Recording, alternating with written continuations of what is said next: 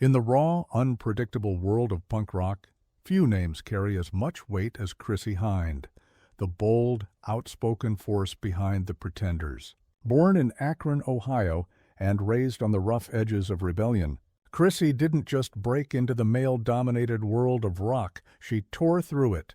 Her voice was sharp, her style fierce, and her opinions brutally honest.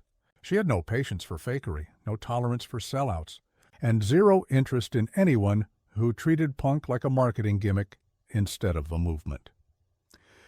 Behind the sunglasses and snarling vocals was a woman who lived by one rule. Music had to be real, or it wasn't worth doing at all. And when she saw artists who betrayed that truth, she didn't just roll her eyes. She called them out. Welcome to another unfiltered episode of Legend Uncovered, where we pull back the curtain on music's most fearless legends. Today we reveal the 5 bands that reportedly made Chrissie Hynde's blood boil. And trust me, she didn't hold back. The 1, the Sex Pistols, and at number 1, the feud that defined her disgust more than any other, the Sex Pistols. Yes, the very band that the world credits with inventing punk rock itself, but for Chrissie Hynde, the Pistols weren't pioneers. They were a publicity stunt. She believed their chaos and anarchy were not rebellion, but marketing, orchestrated by Malcolm McLaren, their manager, to sell punk as a product. She once told fellow musicians, "They're not a band. They're an ad campaign dressed like revolutionaries." To her, punk was never meant to be a trend. It was meant to be truth, raw, angry, working-class truth. And when the Sex Pistols turned that into headlines and merchandise, Chrissie saw it as the death of real punk. She refused to share the stage with them and even declined TV appearances that featured their name, reportedly saying, "I don't play with actors pretending to be anarchists." For Chrissie Hynde, the Sex Pistols represented the moment punk stopped being dangerous and started being profitable.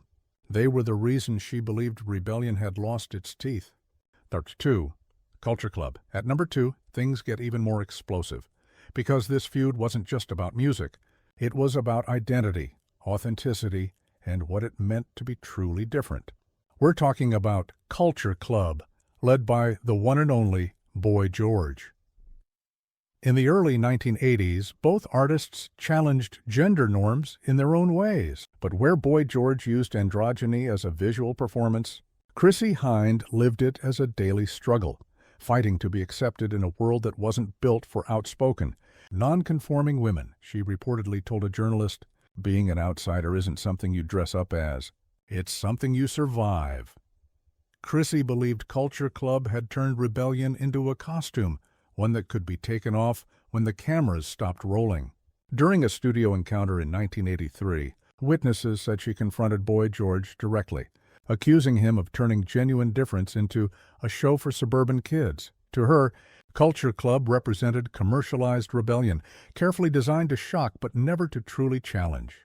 While Boy George was selling millions, Chrissie saw it as rebellion wrapped in glitter, meant to sell records rather than spark change.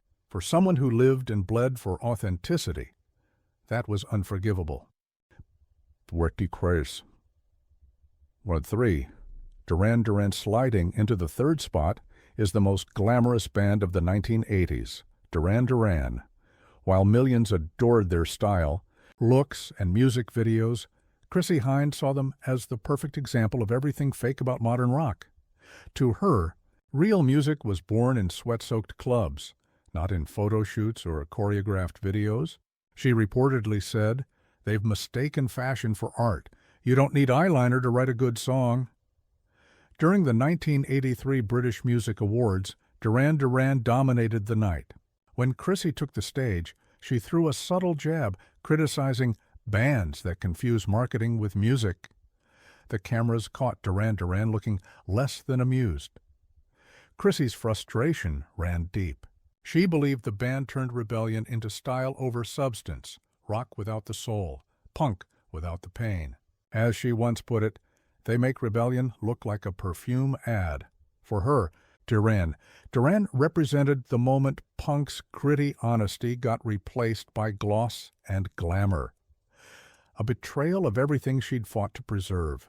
4. The Go-Go's coming in at number 4. The Go-Go's, the Los Angeles all-girl band who became icons of the early 80s. To most fans, they symbolized empowerment, fun, and freedom.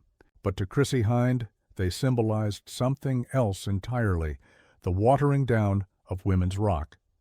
While she fought tooth and nail to be taken seriously as a songwriter and musician, she reportedly felt the Go-Go's were turning female rock into a gimmick. She once said, "They're playing into the image that we've been fighting against. Giggles instead of grit."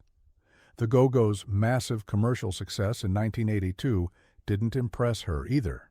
At an awards show that year, Chrissy was reportedly seen shaking her head when Belinda Carlisle cracked a light-hearted joke about fame. She allegedly whispered to her bandmates, "This is what happens when image wins over integrity." For Chrissy, it wasn't jealousy, it was philosophy. She believed women in rock should break stereotypes, not reinforce them. To her, the Go-Go's had traded rebellion for pop appeal. And that was something she couldn't respect. Read 5. Blondie kicking off our list is a name that'll surprise anyone familiar with the New York punk explosion, Blondie. Fronted by the effortlessly cool Debbie Harry, Blondie helped define the late 70s new wave scene. But to Chrissie Hynde, they represented everything that went wrong when punk went commercial.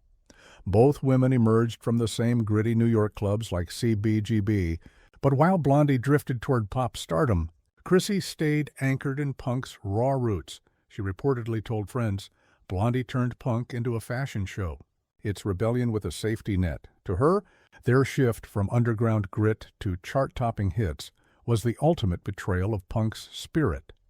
In 1979, tensions reportedly erupted at an industry event when Chrissy confronted Debbie Harry about the band's disco-inspired sound. Witnesses said the exchange grew tense, with Chrissy leaving the room, frustrated that a movement born in defiance had become, in her eyes, punk for the radio. For Chrissy, Blondie had taken something meant to challenge the mainstream and turned it into the mainstream itself. Please don't forget to subscribe and hit the bell icon.